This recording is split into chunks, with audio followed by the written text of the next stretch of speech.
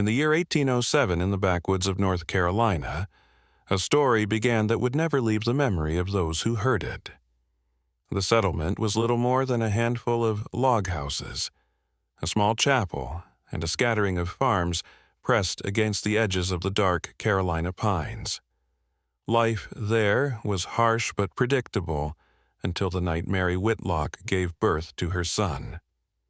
The midwife who attended to her, a woman seasoned by dozens of births, would later swear her hands trembled when she lifted the newborn toward the dim lamplight. The baby boy did not cry as others did. His eyes, when forced open, revealed not the cloudy blue of infancy, but milky, colorless spheres that reflected no light at all. He was utterly blind. At first, the family prayed it was an isolated misfortune. Children were sometimes born frail, sometimes sickly. Perhaps it was the will of God. Yet neighbors began to whisper the Whitlocks had been a proud family, farmers who held more land than most, but now their infant's condition was spoken of in hushed tones after Sunday service. Blindness was not unknown, but never from birth, not here, not in this town. And then came the second child. Just months later, the Miller family welcomed a daughter. Once again, the midwife's cry was not joy but dread. This child, too, was born blind. Rumors spread swiftly across the pine-lined dirt roads. Some said the soil was poisoned. Others recalled that the year had begun with strange storms, bolts of lightning so fierce that trees split and smoldered for days. The preacher, Reverend Grayson, told his congregation that these were signs, warnings of divine anger. By winter, 3 children had been born in the town. All 3 were blind.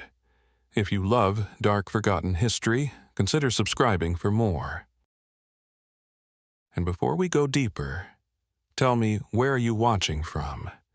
And what time is it for you right now? I always wonder who is awake to hear these old, chilling stories in the dead of night. As the months dragged on, the pattern became undeniable. Every birth brought forth the same pale, unseeing eyes. Families who had hoped for healthy heirs found only despair. Mothers wept in their cabins. Fathers cursed the land they had cleared and built upon. Some turned away from their faith, whispering that something older than God's judgment had claimed their children. Others leaned harder into Scripture, fasting, praying, begging for mercy. There were stories, too, that spread in secret. The oldest settlers, men and women who had been children themselves when the first cabins were raised, remembered things the younger folk had not heard. Before their arrival, before axes bit into the timber, the land had belonged to a small native tribe. Their burial ground, it was said, lay just beyond the ridge where the new farms were now planted. And one elder swore he had seen with his own eyes a ritual, drums and firelight. Words he could not understand performed beside the creek that cut through the town's heart.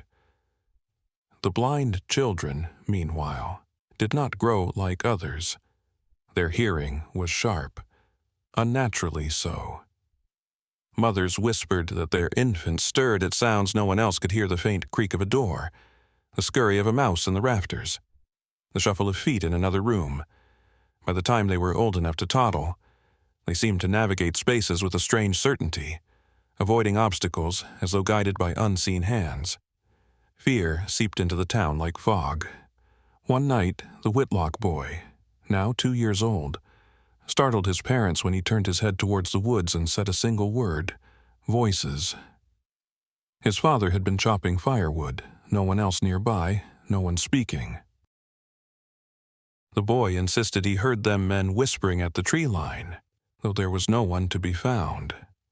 The preacher took this as evidence that the curse was not only upon their bodies, but their souls. He thundered from the pulpit that God was punishing the community for hidden sins.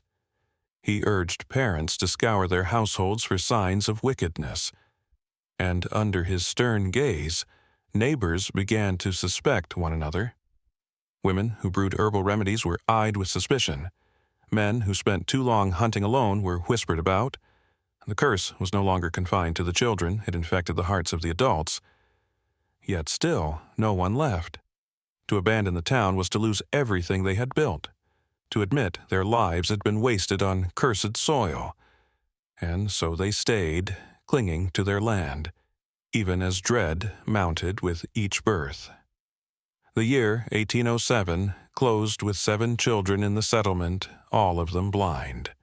What could cause an entire generation to be born without sight disease was an explanation some reached for. But none had ever heard of a sickness that struck before birth, striking every infant without fail. Others whispered of poison in the well water, of curses laid by the tribe driven from the land, or of some darker force buried in the soil itself. But for now, the people endured. And in their endurance, they unknowingly planted the roots of fear that would consume them all in the years to come. By the spring of the following year, the unease in the town had grown heavier than the thick Carolina humidity that clung to the fields. With each birth, the dread deepened, and what had begun as whispered gossip now became fearful certainty. A pattern was forming, one too precise to dismiss. The town's midwife, Margaret Hollis, kept records in her careful handwriting. In a small leather-bound book, she noted every birth names, dates, weights of infants, details of their health. When she read back through the pages, the truth chilled her. Since the summer of 1807, every single child had entered the world blind. She confided this to Reverend Grayson, who took it as confirmation of divine punishment. Yet, when she showed the book to the town's few educated men merchants and one schoolteacher, they did not speak of God, but of contagion, of something carried in the bloodlines. Still, neither explanation brought comfort.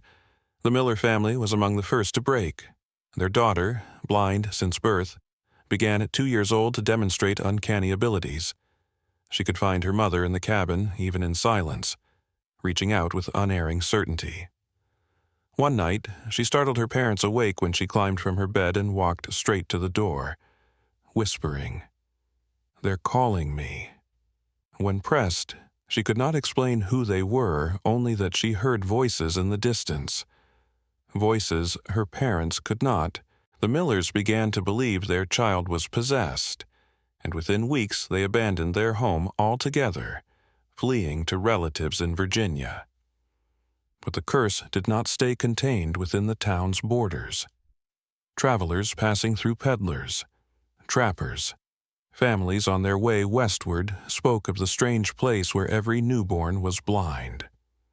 Some said it was the swamp air. Others that the soil had been poisoned by lightning or worse, by blood. Those who believed in curses avoided the settlement altogether. As a result, trade faltered. The town grew poorer, its people more desperate. By the summer of 1808-12, blind children lived in the town.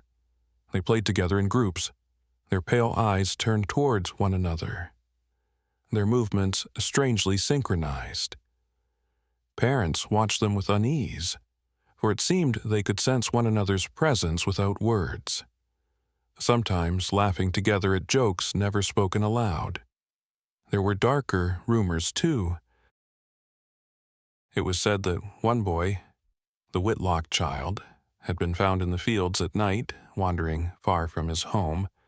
When his father tried to scold him, the boy simply said, "I was following the lanterns." Yet there had been no lanterns, only the whisper of wind in the trees. The growing pattern of blindness forced the community to take action. They gathered in the chapel, every pew filled, every voice restless. Some demanded a cleansing ritual, others argued for leaving the land altogether, scattering to safer towns. But Reverend Grayson rose and declared that to flee was to abandon God's test. "We are meant to endure," he thundered. "This is punishment, yes, but also proof of our faith. If we leave, the devil has won." His words bound the fearful to their homes once more. But endurance came at a terrible cost. Families grew suspicious of one another. When a cow fell ill, it was whispered that the neighbor had cursed it. When a child cried out in the night, mothers asked which household sins had invited the darkness. The town's cohesion began to fracture, the old bonds of kinship and labor unraveling. One of the most troubling accounts came from Margaret Hollis herself. She told neighbors that during a late-night visit to assist in yet another birth, she had seen the blind children gathered at the edge of the woods. There, beneath the twisted limbs of an oak, they stood hand in hand in silence, their heads tilted toward the sky. Though the night was moonless, she swore their faces were illuminated by some pale, otherworldly glow. No one wanted to believe her, but the story spread, and with it, the idea that the children were no longer simply victims of the curse, they were becoming something else. Fear now poisoned every interaction. When another mother gave birth to twins, both blind, she wept for days and would not touch them. Her husband, half mad with grief, muttered that the town should drown the cursed infants before they grew strong enough to bring greater ruin. Though no such violence was carried out, the suggestion lingered in the air like smoke. The natural world seemed to echo the town's decay. Crops withered, blight spreading through fields. Chickens laid fewer eggs. The well water tasted metallic, and some swore it carried the faint stench of rot. It was as if the land itself had turned against them. And yet, the blind children continued to thrive in their own unsettling way. They rarely fell ill. They never stumbled or bruised themselves, moving with eerie precision in homes cluttered with furniture. More than one parent confessed in shame that they feared their own offspring. By the end of that year, the people no longer asked if something unnatural had taken root among them. The only question that remained was why. What sin, what forgotten act had birthed such a fate? Some whispered of the old burial ground beyond the ridge, others of blood spilled during the first days of settlement. But no one dared to seek the answer openly. For if the truth was darker than the curse itself, it might mean the town was already beyond salvation. The pattern was no longer mere coincidence. It was prophecy written in flesh and bone. The further the years crept on, the heavier the shadow grew over the town. By 1810, nearly 24 children lived without sight, and their presence had reshaped the very rhythm of the community. Parents no longer spoke with pride of new births. Instead, every pregnancy was shrouded in dread. Hope had turned into expectation of tragedy. Yet, the question remained unanswered: why here, and why now? It was around this time that a few of the town's elders began revisiting the earliest stories of settlement. Buried in cupboards and cedar chests were journals, yellowed pages filled with the cramped handwriting of men who had been among the first to clear the forest. These journals were rarely spoken of in public, for they did not describe a noble beginning, but a violent one. One such account came from Samuel Pierce, who had died decades before. His grandson, now gray-bearded himself, brought forth Pierce's leather-bound journal during a late-night gathering of men too frightened to sleep. In its pages, Samuel had recorded the confrontation between the settlers and the native tribe that once lived along the creek. Unlike the preacher's softened retellings, the journal spoke bluntly. The settlers had not merely pushed aside the natives, they had massacred them. The passage described a raid in the autumn of 1761. Under cover of night, the settlers set fire to the tribe's dwellings, striking down those who fled. The survivors, mostly women and children, were driven into the swamps. We left none with strength to return. Samuel had written, and though he claimed it was necessity, there was a line that unsettled the men gathered decades later. They chanted even as they burned. Their blind eyes lifted to the stars. Blind eyes. The detail froze the room. Could it be coincidence, or had the curse begun not with them, but with those who came before another journal? This one, from a settler named Hiram Clay, described something stranger still. After the raid, he wrote, The bodies of several slain tribesmen were cast into a deep well at the edge of the forest. When the settlers returned weeks later to cover it, they found the well dry, the corpses gone. Some believed animals had dragged them out. Others whispered of darker forces. But they sealed it with stones nonetheless, and over the years the site was largely forgotten. Forgotten by the living, perhaps not by the dead. These revelations spread quietly from hearth to hearth. Mothers, rocking their blind infants, began to see their condition not as random fate, but as inheritance, a debt owed for blood spilled on this soil. The Reverend, of course, thundered against such notions, calling them heathen lies. But even he could not silence the doubts. For how else could one explain the pattern? The children themselves seemed to bear out the unease. By now, their behaviors had grown stranger. They sometimes gathered in groups, facing the same direction, swaying gently as though listening to a sound too faint for adult ears. One girl, no more than 5, was said to have repeated a sentence in a tongue no one recognized, her voice low and steady like a chant. Some thought she had overheard fragments of native speech. Others swore she could not have no one in town remembered the old language anymore. The land, too, seemed restless. Farmers found their crops failing despite healthy soil. Trees near the creek withered and died without clear reason. At night, dogs barked madly at the ridge where the well lay sealed. A hunter returned pale and trembling, claiming he had seen lights moving between the pines' lanterns. He thought at first, until he realized they did not flicker, but glowed steady like orbs. When he approached, they vanished. It was then that Margaret Hollis, the midwife, confessed to something she had hidden for years. On the night of the very first blind birth, when she had delivered Mary Whitlock's son, she heard a whisper in the cabin that no one else seemed to notice. It was not the baby's cry, not the mother's breathless sobs, but something softer, colder, words in a language she did not know. She had told herself it was exhaustion, but as the years passed, she became certain it had been real. Now, she wondered aloud if every birth since had been accompanied by the same unseen presence. The townsfolk recoiled at her tale, yet no one could dismiss it outright. Too much was already unexplainable. As fear grew, divisions deepened.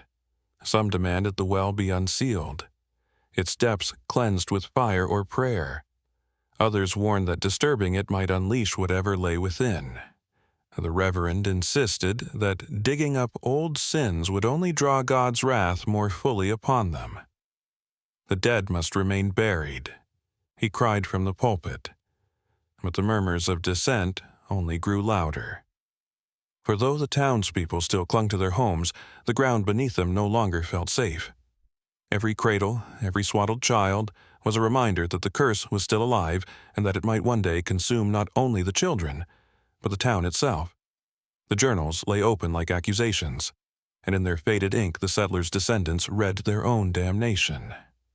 Perhaps the land was not cursed by God, nor by disease, but by memory itself, an atrocity carved so deep into the soil that it demanded repayment in blood and blindness.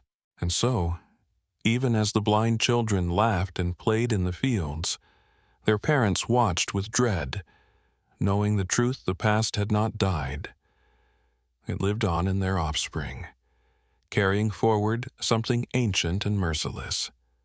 What, then, would happen when these children came of age?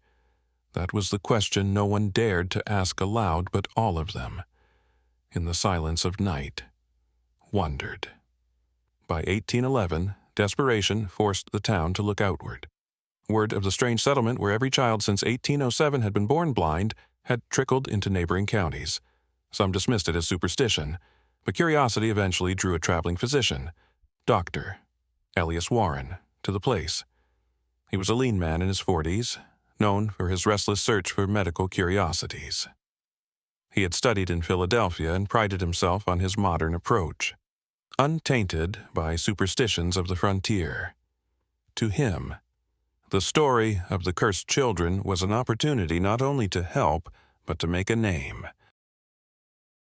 The townsfolk received him with both relief and suspicion. Mothers pleaded for answers, while fathers demanded certainty. Was this a disease, a poison, or something unnatural? Warren assured them science could explain everything. God does not blind infants, he declared with confidence.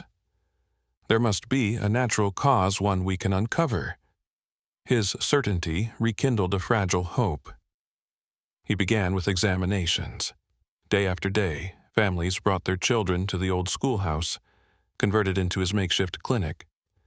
He peered into their pale eyes with polished instruments, tested their reflexes, traced the bones of their skulls with thin fingers. What he found disturbed him. Though he tried not to show it, none of the children had malformed eyes. Their bodies were healthy, their pupils responsive to touch. Yet, no matter how brightly he shone a lamp, they did not see. It was as if sight itself had been stolen, not the organ of sight. Warren next turned to the land. He collected samples of the well water, jars of soil from different farms, even scraps of dried corn leaves. In his notes, later found long after the town was abandoned, he wrote of a faint metallic tang in the water, though not enough to explain the uniform blindness. He speculated about hereditary illness, though the odds of every family being struck were impossible. Patterns suggest design, not accident, he scrawled one night, the words underlined twice. Still, he pressed on. Margaret Hollis, the midwife, warned him of the whispers, of the journals describing violence and burial wells. Warren dismissed her tales at first, but the longer he stayed, the more uneasy he grew. He could not ignore how the blind children behaved. They seemed to hear him approach before his boots even touched the steps. They turned their heads in unison, smiling faintly as though they recognized him by something deeper than sound. One evening, he caught them playing in the churchyard. Without a word spoken, they all moved together in a circle, their steps perfectly aligned, as if guided by an invisible rhythm. That night, Warren confessed to his journal, "These children disturb me. They are not helpless, as blind children ought to be. There is in them a strange harmony, a perception that is not of the eyes. I fear it is not medicine I must seek, but something older." His doubts grew when he attempted to test one child's senses. He blindfolded the Whitlock boy, though the gesture was absurd, and placed objects on a table. Without touching, the boy described them. "Knife," he said softly, when Warren laid the blade down. "Lantern," when the lamp was placed beside it. Warren insisted the child must have overheard. But when he silently set down a foreign object, a brass compass from his coat pocket, the boy smiled. "Circle with a needle," he whispered. Warren's hand trembled. He began to wonder if the blindness was not an affliction, but a transformation. When he presented his findings to the townsfolk, they demanded clarity. Warren hesitated. He told them he had found no natural cause, no disease in the water, no defect in the parents. "It is not inherited, not in the blood, as I can tell," he said carefully. "And yet it is not random." That half-answer only deepened their terror. Reverend Grayson pounced on his hesitation, declaring that science had failed and only faith remained. "You see, even the learned man cannot deny this is punishment from the Almighty." Warren objected, but his protests fell on deaf ears. The Reverend's fire was louder, and the people, frightened and exhausted, leaned toward it. Still, Warren could not stop himself. He stayed in the town longer than he planned. Probing further, he sought out the old well, the one spoken of in Hiram Clay's journal. After some resistance, a few of the younger men guided him to the ridge.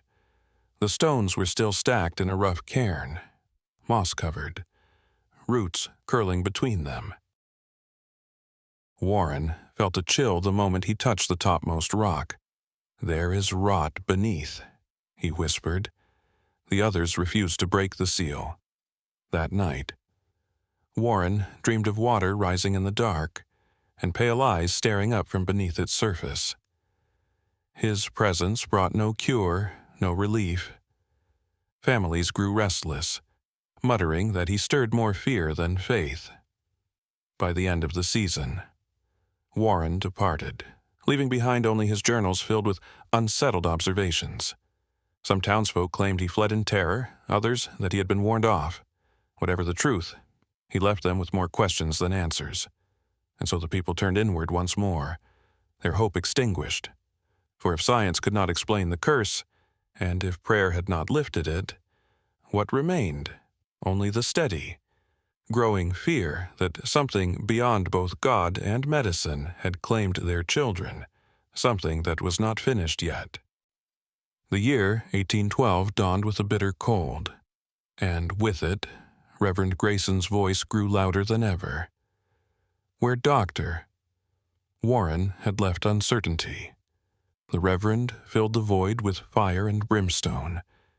He thundered from the pulpit that the town had become a new Sodom, cursed for its arrogance, punished for sins they had failed to confess. Each blind child is a mark upon us, he cried, sweat glistening on his brow as he slammed his hand upon the Bible. Until we repent, the Lord will not lift his hand. The congregation, weary and trembling, clung to his words.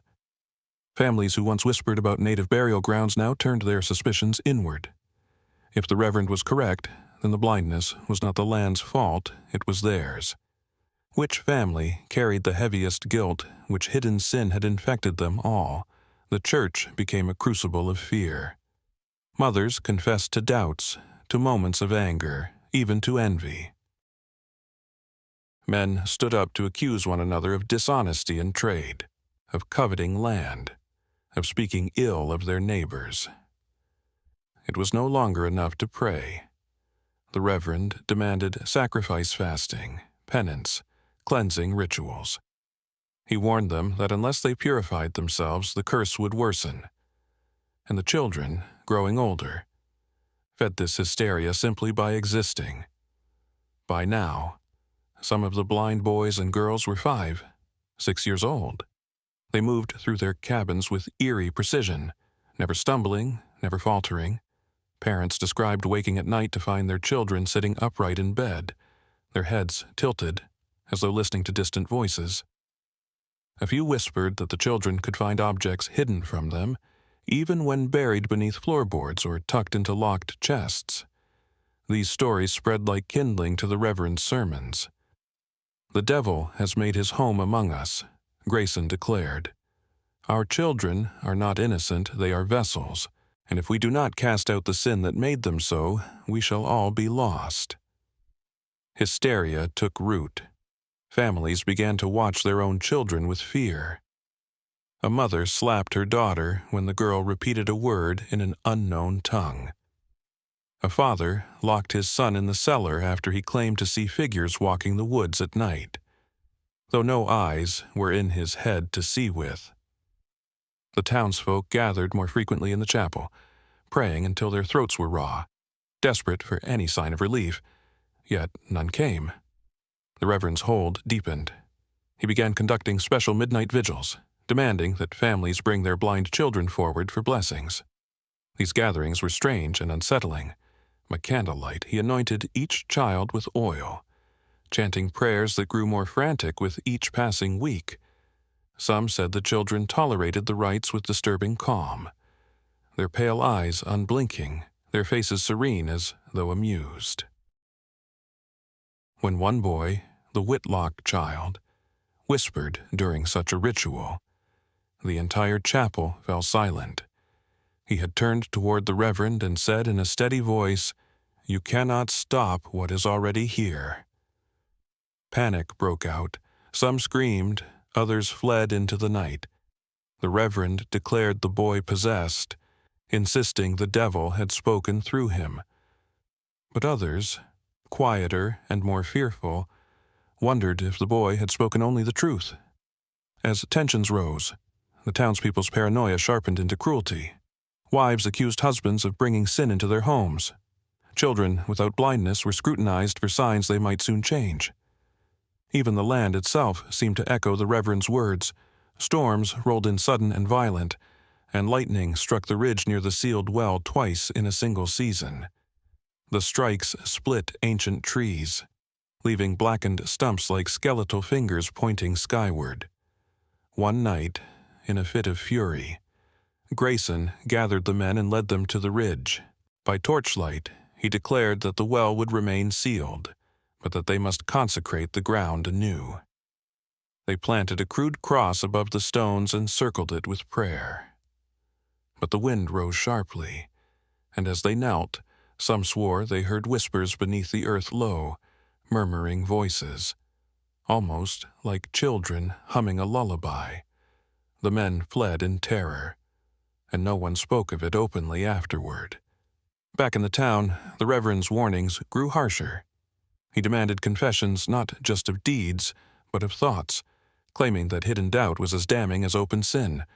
Some families broke under the weight. A woman named Eleanor confessed to once wishing her blind son had never been born. She wept as she admitted it, but the Reverend declared her words proof of wickedness. Her neighbors began avoiding her, whispering that she had invited the curse into her womb. The children, meanwhile, seemed to drift further from their parents' reach. They spent more time together, gathering in small groups at the edge of the fields or near the creek. They no longer played as children do, but sat in silence, their heads bowed together as though in council.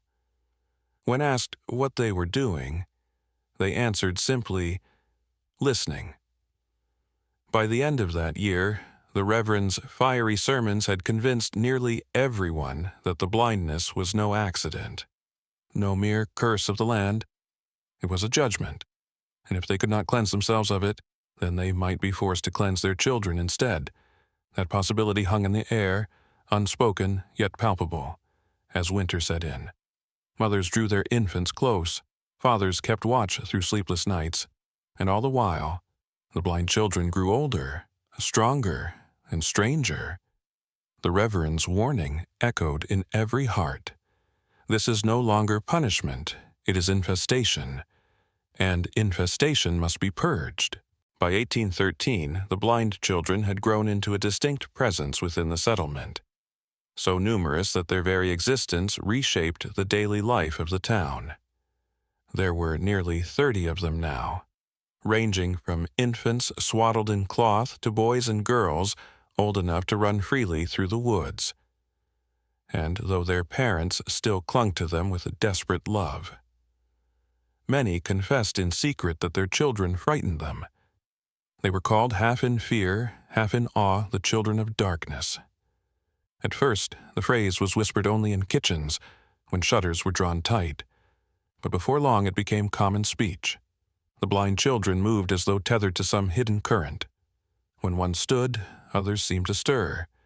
When one turned his head, others followed. More than one witness swore that they would laugh together at jokes no one had spoken aloud. Margaret Hollis, who had delivered nearly all of them, noted another chilling detail, though they were blind. Their eyes never roved aimlessly like those of other sightless men and women. Instead, they fixed steadily on those around them. Their gaze was pale, empty, and yet purposeful, as though they were looking at something deeper than flesh. Strange stories multiplied. One boy, only 6, was said to have guided his father through the woods during a hunting trip, unerringly pointing the way even in darkness. A girl was found humming a tune no one recognized, a melody that her grandmother later swore belonged to a native chant long forgotten. And then there were the nights when groups of children wandered together to the creek, standing silently along its banks, listening to waters no one else seemed to hear. Parents began to wonder were their children afflicted or chosen. The Reverend had no patience for such doubts. From the pulpit he declared, "They are not blessed, they are marked. The devil lends them false gifts to deceive us. His sermons grew more dire, warning that soon the children would rise against their own families. Yet his words began to clash with lived experience. For though the children unsettled their parents, they did not harm them. They were obedient, even tender, often calming their mother's weeping with soft touches or words far beyond their years. This gentleness only deepened the unease. For if the Reverend was wrong, then what exactly were the children becoming in that same year? Another unsettling event occurred. During a summer storm, lightning struck the chapel. Flames licked up the roof beams, and though the townsfolk managed to douse the fire before it spread, part of the building was destroyed. The Reverend seized upon it as a sign, God is displeased. He burns away our house of worship to show us our weakness. But others whispered that it was not God at all that the storm had been called by the very children the Reverend condemned. That suspicion only grew when a farmer named Joseph Clark discovered his blind daughter standing in the field one dawn, her hands raised to the sky. He swore he felt the air thrum around her, though no wind blew. The next week, his crop flourished unexpectedly, while his neighbors withered. Rumors spread that the blind children could bend the land itself. Margaret Hollis, torn between fear and fascination, began recording these accounts. She noted their unnerving coordination, their apparent immunity to illness, their ability to find their way in total darkness. Her entries betrayed both dread and wonder. They are not like us. They are not meant for this world as we know it.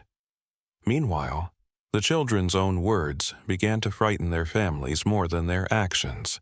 Some of the older ones whispered that they could see things their parents could not, shadows moving through the trees, shapes that lingered near the ridge where the sealed well lay. When asked what they meant, the children grew quiet, sometimes smiling faintly, sometimes shuddering. One boy murmured in his sleep, "They are waiting for us." The Reverend responded with fury. He demanded stricter vigils, louder prayers, harsher confessions. He warned that unless the people acted, they would soon be overcome by their own offspring. Yet cracks had begun to show in his authority. A few families, worn thin by terror, began to wonder if the Reverend's endless cries of damnation were the true madness, that perhaps he feared what he could not control, not what he truly understood. And still the children grew. Their bond with one another tightened into something parents could not break. They sought each other constantly, gathering in clusters in the fields, the woods, even the churchyard. At night, they would sit in circles, their faces turned towards one another, pale eyes wide and unblinking. Some parents dragged their children home, locking the doors. But always the next night the children slipped back out as though compelled. One evening, a mother followed them, desperate to know what they were doing. She crept to the edge of the field and watched in secret. She swore the children's lips were moving together, though she could hear no words, only the rustle of cornstalks in the wind. She fled in terror, convinced they were speaking in silence. By autumn, the title, Children of Darkness, was no longer whispered, it was spoken openly, sometimes with fear, sometimes with reluctant reverence. For even those who shunned them could not deny that they had become something extraordinary. No longer helpless infants, but a generation set apart, bound to one another and to something unseen. The question that haunted every parent was simple and devastating. What will they become when they are grown? The Reverend had his answer. They will be our destruction. Margaret Hollis had another. They will be our inheritance. The rest of the townsfolk could only wait, watching their children walk hand in hand into the gathering dusk, listening, always listening, to voices no one else could hear. And as the year closed, the sense grew stronger than ever the children were waiting. Too. By 1814, the whispers that had once fluttered through the town grew into a single dreadful fixation, the sealed well at the ridge. though most had never seen it, and though years of moss and soil covered the stones, its presence hung like a shadow over every hearth. The old journals describing the massacre of the native tribe and the bodies cast into that dark shaft had taken root in the townsfolk's minds. More and more, they wondered if the well was not merely a grave, but the mouth of whatever force now claimed their children. The children of darkness seemed drawn to it. Parents would awake in the dead of night to find their sons and daughters missing, only to discover them the next morning muddy-footed, standing near the ridge. When questioned, they gave no clear answers. "We were listening," they would say softly. "The ground speaks." The Reverend thundered against it. "That pit is a gateway to hell itself," he cried during sermons. "If the stones are disturbed, we shall unleash what God has tried to bury," but his words, once enough to keep the town in fearful obedience, no longer held the same power, for the people were desperate, and even if the well was the source, then perhaps opening it could end the curse, or at least explain it. A small group of men resolved to see it for themselves. Among them was Joseph Clark, whose blind daughter had been found whispering prayers in an unknown tongue. Also with them was Elias Whitlock, father of the first child born blind, who had suffered longer than any other. They climbed the ridge one evening with shovels and lanterns, hearts pounding. When they reached the clearing, the stones stood as grim and unyielding as ever, stacked in a cairn that looked less like a seal than a monument. Their lanterns flickered in the wind, and the night seemed too still, the forest around them holding its breath. For a long time, no one moved. At last, Clark pressed his shovel into the earth. The others followed. The sound of stone scraping against stone echoed like thunder in the stillness. They worked until sweat drenched their backs, until their hands bled from prying loose the heavy rocks. Beneath, the soil was damp, and the stench that rose was foul, earthy, metallic, as though the ground itself had rotted.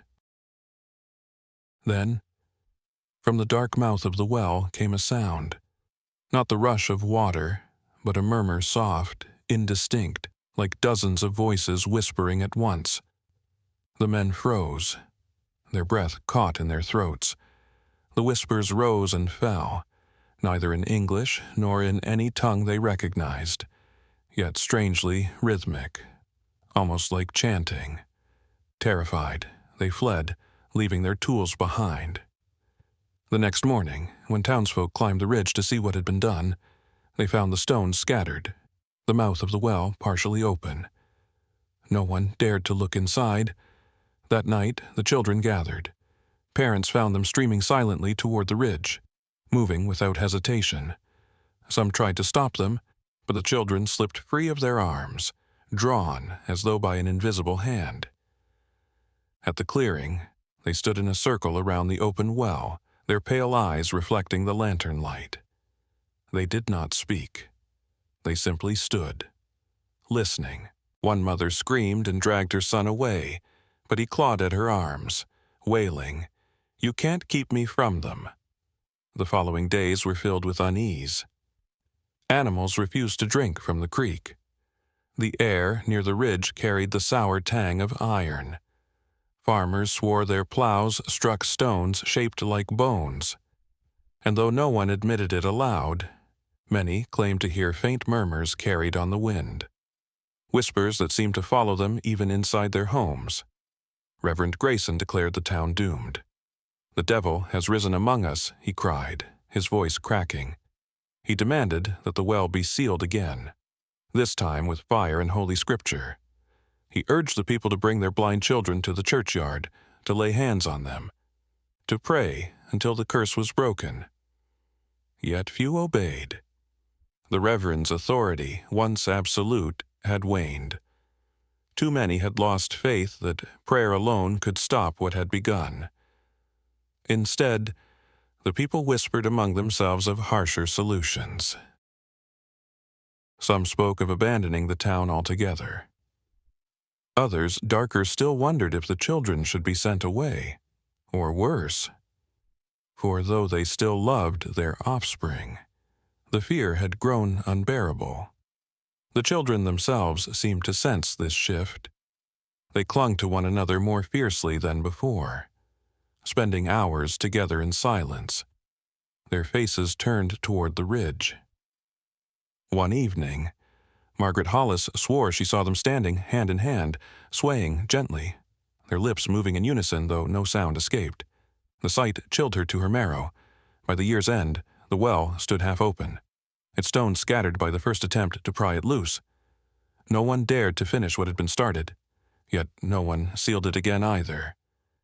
It yawned in the forest like a wound, festering, drawing the children to it night after night, and the whispers that rose from it soft, insistent, patient, seemed to grow louder with each passing week. The people began to understand that they were not waiting for answers. They were waiting for something to come forth. By 1815, fear had twisted itself into desperation. The townsfolk, weary from years of uncertainty, turned to an answer as old as fire itself, destruction. If the curse had seeped into their land, into their children, then perhaps only flame could cleanse it. The idea was first spoken in whispers around kitchen tables, in the shadows of barns, but it spread like sparks in dry straw, and once the Reverend heard it. He seized it as his final weapon. On a stormless night in midsummer, the people gathered with torches and oil-soaked rags. They did not march to the ridge where the well gaped open. They turned instead toward the heart of their own settlement. "We must drive the devil from among us." The Reverend cried, "If we burn away what is tainted, God may yet restore us." His eyes blazed as he pointed not to the fields, but to the very houses that held the children of darkness. Mothers screamed in protest. Fathers hesitated, torn between faith and blood. But the Reverend's fury was infectious. "Would you rather see your children live as servants of hell?" he demanded. "Better their bodies consumed than their souls forever lost." And with that, he hurled his torch into the first roof of thatched straw. The fire caught instantly. Flames licked upward, black smoke curling into the night sky. The people surged, some throwing torches willingly, others weeping as they obeyed. Panic erupted as the fire spread from cabin to cabin. Families rushed into the streets, clutching their children, both lighted and blind. Horses screamed in their stalls. Chickens fluttered madly. Within minutes, the settlement was ablaze. But the blind children did not panic. Witnesses later swore that while the rest of the town screamed and scattered, the children of darkness stood eerily calm. Some walked slowly toward the burning chapel, their pale eyes reflecting the orange glow. Others gathered in the churchyard, their faces turned toward the flames, as though they had been expecting this very night. One father tried to drag his blind son away, but the boy resisted, crying, "It won't burn me. It can't." The man, terrified, struck his child to silence him, but when he looked back moments later, the boy had slipped from his grasp and joined the others at the chapel steps. The fire devoured everything. Walls groaned, roofs collapsed, sparks rained down on the crowd. And above it all, the Reverend shouted prayers, his voice hoarse and wild, until a burning beam fell and crushed him where he stood. The townsfolk screamed at the sight, but the children only tilted their heads in unison, as though listening to some new sound rising from the inferno. Then, together, they began to hum. It was not a tune anyone recognized, but it was rhythmic, steady, low.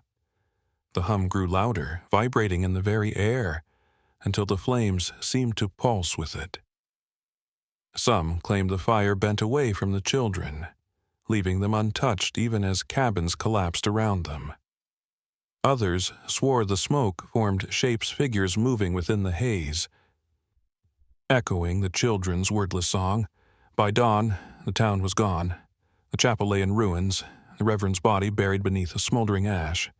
Most of the cabins were blackened skeletons, their families scattered into the woods. Many fled that night and never returned.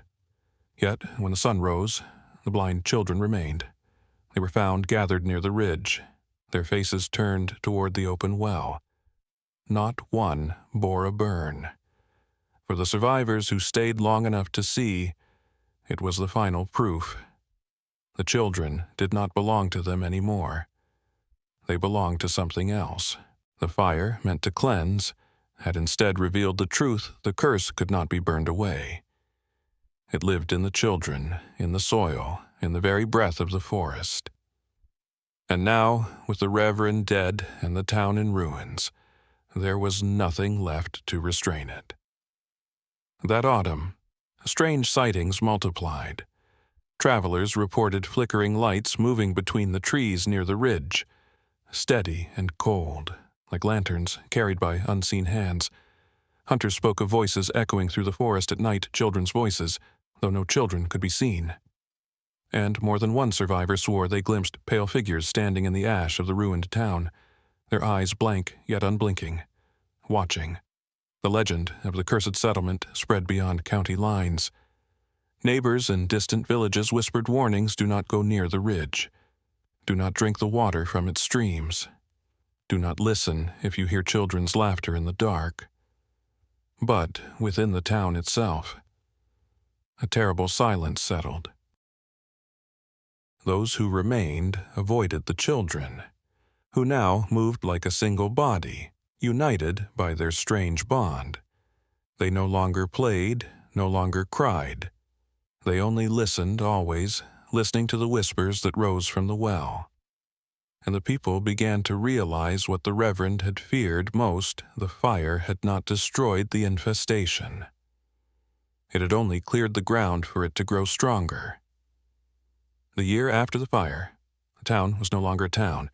What had once been a settlement of cabins, smoke, and harvest songs was now a charred skeleton, scattered with ash and broken beams. Families who survived had begun their exodus. Some left in the dead of night with wagons piled high, not daring to look back. Others fled on foot, carrying what little they could, clutching their sightless children with trembling arms. For them, the fire had been the final sign the land itself was damned. But not all could leave. Some were too poor, too stubborn, or too paralyzed by fear to abandon their homes. Those who remained became shadows of themselves, drifting through ruins as if waiting for something inevitable. They whispered of the children who stayed behind those who refused to go, who slipped from their mother's arms and rejoined the others near the ridge. By now, there were more than 40. Together, they moved like a flock, silent but unbreakable, bound to one another by an invisible thread. The survivors began to see them less as sons and daughters, and more as a single entity, a brood of something not quite human anymore. Rumors spread quickly through neighboring counties.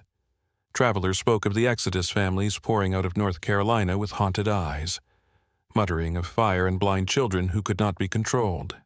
The tale grew stranger with each retelling. Some said the children had called lightning from the sky, others that they had walked unharmed through flames.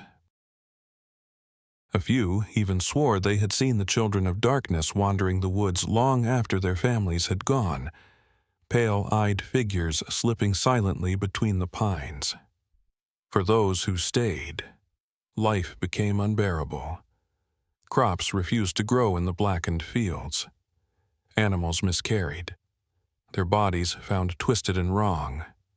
The well at the ridge, still half open, oozed a foul stench, and the whispers rising from it seemed louder than ever.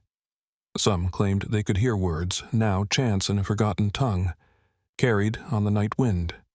Others swore they felt the ground itself tremble when the children gathered near it. One mother, unable to bear it any longer, tried to flee with her daughter under cover of darkness. But by morning she was found on the edge of the forest, her body cold and her eyes wide open, clouded and pale, as if she too had been struck blind. The girl was gone. Some said she had rejoined the others of her own will, Others believed she had been taken. The fear of such stories drove more families to abandon the settlement. Wagons creaked along the dirt roads, leaving behind houses to rot and crumble. Graves grew overgrown, their markers leaning, forgotten. By the end of that year, only a handful of stubborn souls remained, clinging to what they once called home.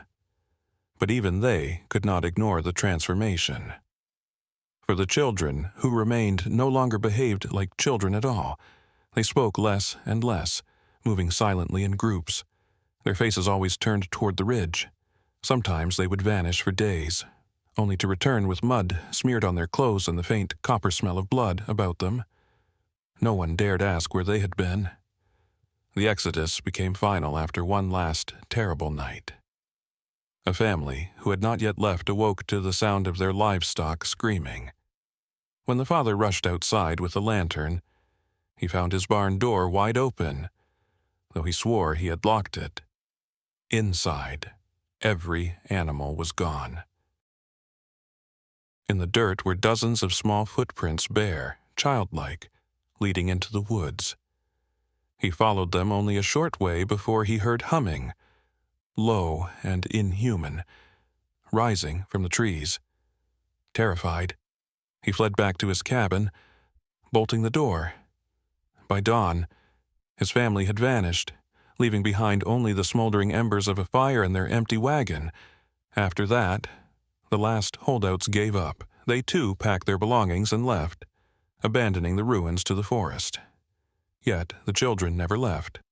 For years afterward, hunters, wanderers, and the occasional foolhardy traveler spoke of seeing them pale-eyed figures moving through the trees, always in groups, always silent until they began to hum. The ruined town became a place no one dared approach. Maps marked it only as abandoned settlement, but among locals it earned another name, the Hollow of Blind Children. The people who left never spoke openly of what they had seen, but around campfires, in hushed tones, they admitted a shared fear that the curse had not ended with their departure, that the children of darkness, left to their own devices, were not merely surviving in the woods. They were waiting. Waiting for what? No one dared to guess. The exodus had scattered the survivors, but the legend followed them. And with each retelling, the story grew darker, as if the children's presence still echoed in their parents' minds, haunting them across miles and years. And though the town itself rotted into ruin, the memory of the blind children endured, lingering like smoke long after the fire had died. Decades slipped away, and the forest slowly reclaimed the land where the cursed town once stood. Ivy climbed over collapsed chimneys, and the roads that once carried wagons dissolved into little more than deer paths. To the eye of a stranger, it was as though no community had ever existed there. But those who lived in neighboring counties knew better. They avoided the hollow, muttering warnings to their children: do not go near the ridge, do not drink the water, do not listen if you hear voices at night. Yet, curiosity is a stubborn thing, and by the 1830s, stories of the abandoned town had spread far enough to attract outsiders, explorers, scholars, and the occasional reckless youth. They came not in caravans, but in small groups, armed with journals and lanterns, eager to uncover the truth behind the legend. The first to leave behind a record was Jonathan Hale, a surveyor hired to map the surrounding land. In his 1832 journal, he described stumbling across ruins of unusual age and character. He noted the remains of cabins, half swallowed by moss, and the blackened foundation of a chapel. But what disturbed him most were the graves, dozens of them, their markers leaning or shattered, the names eroded by time, and yet many bore symbols carved crudely into the stone circles, lines and markings unlike any he had seen in Christian burial. It is as though, he wrote, the dead were not laid to rest in faith, but in fear. When Hale camped near the site, he claimed he heard voices in the night. At first faint, like the rustle of leaves, but soon clearer children's voices, singing in harmony. He struck his camp at dawn and never returned. Others came after him. An amateur historian from Virginia, curious about the native tribes once driven from the land, trekked to the ridge where the well lay. What he found unsettled him. The cairn of stones had collapsed entirely, revealing a yawning black mouth in the earth. He leaned close, lantern in hand, and swore he heard water moving far below. But above the water, layered over it, was something else, a whisper. Rhythmic, too deliberate to be the wind. He fled before nightfall, but not before scribbling in his notes, "The well is not empty, it is inhabited." The strangest reports, however, came from hunters. In 1837, a man named Caleb Wright told of chasing a deer into the hollow, only to lose it near the ridge. As he paused, he noticed movement among the trees, pale figures, small like children, watching him silently. Their eyes glowed white in the dusk.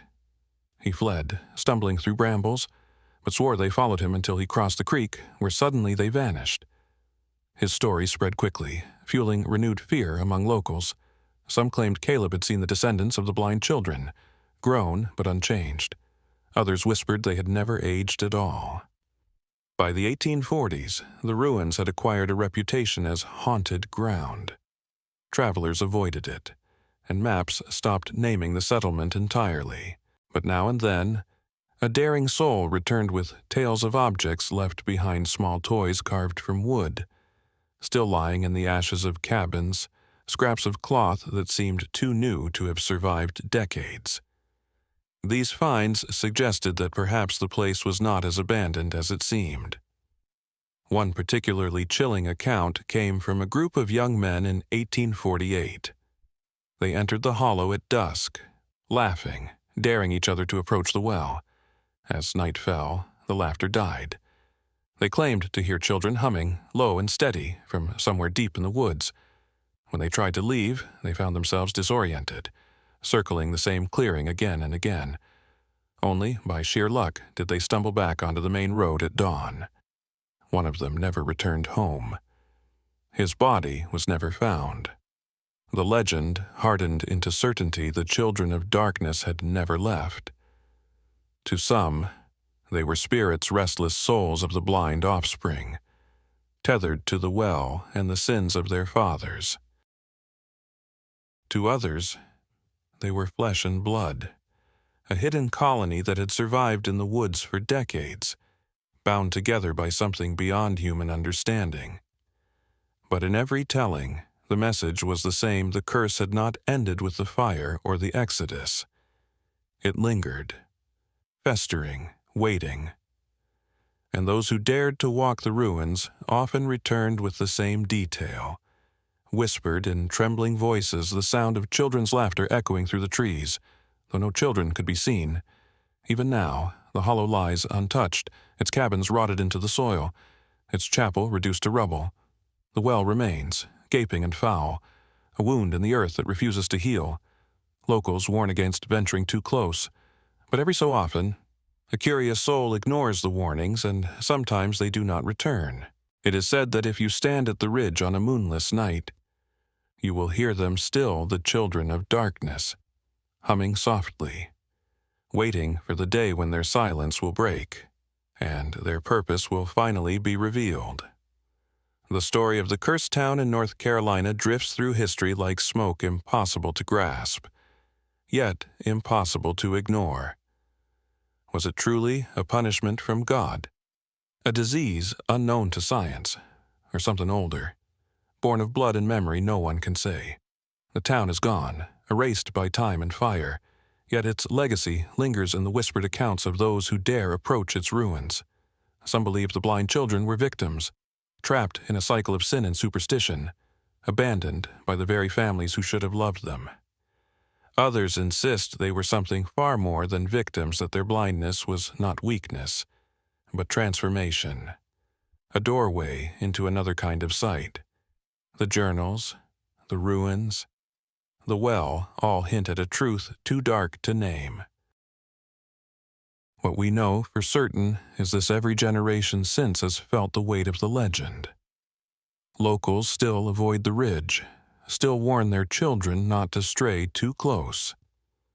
Hunters still swear they glimpse pale figures in the woods, and travelers still tell of voices that follow them through the night.